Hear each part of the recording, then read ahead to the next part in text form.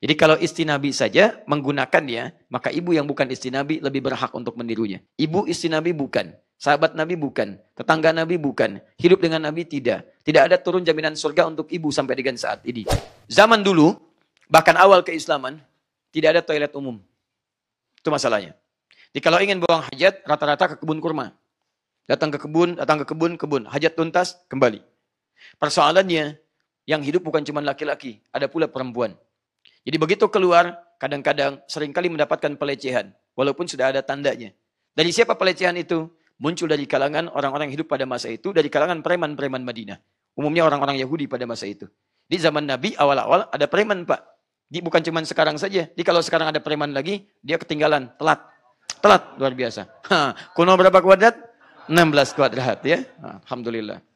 Bapak siapa? Preman. Bapak bukan. Siapa? Kuno 16 kuadrat. Balikan sini. Teman-teman, fokus.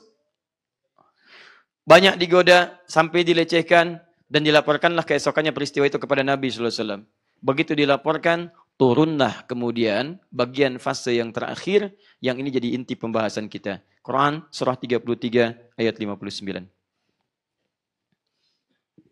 Ya ayyuhan nabi qul li azwajika wa banatika wa nisa'il mu'minin. Hai Nabi, saya perintahkan kepadamu. Allah langsung yang perintahkan kepada Nabi. Katakan pada istri-istrimu. Saking pentingnya hukum di ayat ini, yang pertama diperintahkan adalah istri-istri Nabi dulu. Jadi kalau istri Nabi saja menggunakannya, maka ibu yang bukan istri Nabi lebih berhak untuk menirunya. Karena istri Nabi itu orang perempuan paling soleh di zamannya. Dekat dengan Nabi saat hidupnya. Di akhirat sesurga bersama Nabi. Ketika perintah turun, mereka kerjakan. Ibu istri Nabi bukan. Sahabat Nabi bukan. Tetangga Nabi bukan. Hidup dengan Nabi tidak. Tidak ada turun jaminan surga untuk ibu sampai dengan saat ini. Maka ketika ayat itu turun, ibu lebih berhak menunaikannya dibandingkan dengan kalangan-kalangan masa lalu. Wabanatika dan putri-putrimu. Wanisa'il mu'minin dan sampaikan pada perempuan-perempuan yang masih merasa punya iman. Perempuan-perempuan yang masih merasa punya iman. Di ayat ini untuk perempuan yang masih merasa punya iman saja. Kalau tidak merasa punya iman, maka silahkan lihat indikasinya. Atau merasa imannya lemah, maka berusaha untuk meningkatkannya sebelum masa itu tiba berjumpa dengan Allah Subhanahu wa taala. Teman-teman sekalian, apa itu? Yudnina alaihinna min jalabibihinna. Mulai sekarang, kalau tadi kerudung saja, kalau kerudung kan umumnya nutup bagian kepala paling belakang kan? Ya kan? Kemudian biasanya kalau kerudung kan simple ya. Simple, kemudian nutup sampai sini. Mulai sekarang kata Al-Quran, tolong kemudian rendahkan. Berubah dari khamar jadi jilbab. Jilbab. Rendahkan kemudian penutup bagian atas itu, dirubah kalimatnya dari khumur jadi jilbab. Yudnina alaihinna min jalabibihinna. Dari jilbab-jilbab mereka. Apa yang dimaksud jilbab di sini? Apakah yang dimaksud jilbab-jilbab putih lambang kesucian? Ataukah mungkin jilbab-jilbab hitam dengan warna-warna yang lainnya? Mari kita lihat keterangan para ulama supaya nanti ada argumentasi yang kuat di sini. Saya bacakan langsung. Ini kitab bagus, namanya Tafsir Ayatil Ahkam. Saya menghatamkan ini sampai di 3 fase utama. Ya, sekali di Indonesia dan 2 kali di Tripoli. Dipelajari dalam 3 tingkat berbeda. Dan ini sangat luar biasa kitabnya.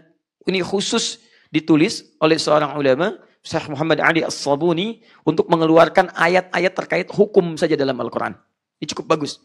Metodenya sangat bagus. Ayatnya dituliskan, mufradatnya dijelaskan, makna bahasanya diuraikan, setelah itu diuraikan pendapat hukumnya, ini pendapat para ulamanya, perbandingannya, di akhir keterangan terkuatnya, setelah itu kesimpulannya.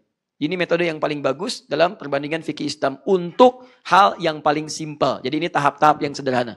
Tahap yang lainnya lagi lebih kompleks lagi. Ya. Saya bacakan. Bismillahirrahmanirrahim. Ya, halaman 273. Amarallahul mu'minati bil hijab wartida'il jilbab siyanatan lahunna wa hifzan. Allah Subhanahu wa taala menurunkan ayat di sini terkait dengan hijab dan jilbab. Yang dimaksud sini jilbab. Kenapa diturunkan? Tujuan utamanya adalah siyanatan lahunna wa hifzan. Tujuan kemudian diteruskan sampai kepada ayat jilbab bukan sekedar menutupi untuk perempuan, tapi untuk melindungi dan menjaga perempuan. Tolong catat ini Ibu ya. Jadi ketika Allah meminta ibu berjilbab, sebetulnya Allah ingin menampakkan sayang dan cinta Allah kepada ibu. Jadi kalau akhwat muslimah dimanapun Anda ingin berada, jika Anda ingin dicintai oleh Allah, salah satu caranya adalah coba dekati cinta Allah dengan perintahnya. Nah di sini ada ayat jelas. Anda bisa mendapatkan cinta Allah dan perlindungannya jika Anda mau berjilbab. Jika Anda mau berjilbab, Anda ingin dicintai pasangan saja, segala keinginan pasangan dipenuhi. Dan siapa yang tidak ingin dicintai oleh Allah? Kalau Anda ingin dicintai oleh Allah, maka penuhi keinginan Allah Subhanahu wa taala di atas yang lainnya. Paham sampai sini? Baik. Nah, apa bukti dari perlindungannya? Teruskan ayatnya. Asa ayyu'rafna fala yu'dzain. Jika perempuan itu telah berjilbab, maka itu tanda ketaatannya di hadapan Allah, dikenali dia sebagai tanda ketaatan. Kalau sudah dikenali, awas, khitabnya langsung ke kita, ke laki-laki beriman. Lihat sini, fala yu'dzain, maka pastikan, hei pria-pria beriman, lindungi mereka. Tak boleh ada tampak pelecehan kepada mereka. Lindungi. Makanya ketika perempuan pada saat itu mulai mempraktekkan ayat ini, itu langsung berlaku perlindungan pada mereka dan menyebar kepada setiap pria beriman. Sejak saat itu kalau ada yang melecehkan lagi, langsung orang beriman muncul laki-lakinya. Lindungi mereka. Sampai tiba kejadian, begitu ada ayat itu turun, dipraktekkan oleh perempuan beriman, ada yang melecehkan, dan tibalah kemudian peristiwa yang sangat dahsyat itu.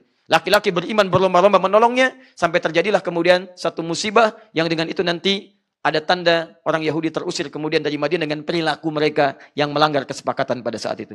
Di teman-teman sekalian, ini satu ayat ini ditujukan pada perempuan sekaligus juga pada laki-laki. Kalau kita menemukan perempuan-perempuan seperti ini dan perilakunya sudah baik, maka kita punya kewajiban melindungi mereka dengan perintah Allah Subhanahu wa taala. Ini sebenarnya enak Bu, Ibu kalau berjilbab itu. Laki-laki membantu, laki-laki melindungi, ada iseng, pria beriman membelanya. Masya Allah kesulitan, mau kemana? Pasar, di pasar Keranji, beli beras 3 karung. Susah, ada pria beriman, gampang Masya Allah. Baik, masukkan ke situ, angkat, bayar. Baik. Lihat sini, teruskan. Jadi itu poinnya teman-teman sekalian. Itu poinnya. Ya. Jadi Allah turunkan ayat jilbab untuk menandakan cinta dan perlindungan bagi perempuan, tidak untuk yang lain.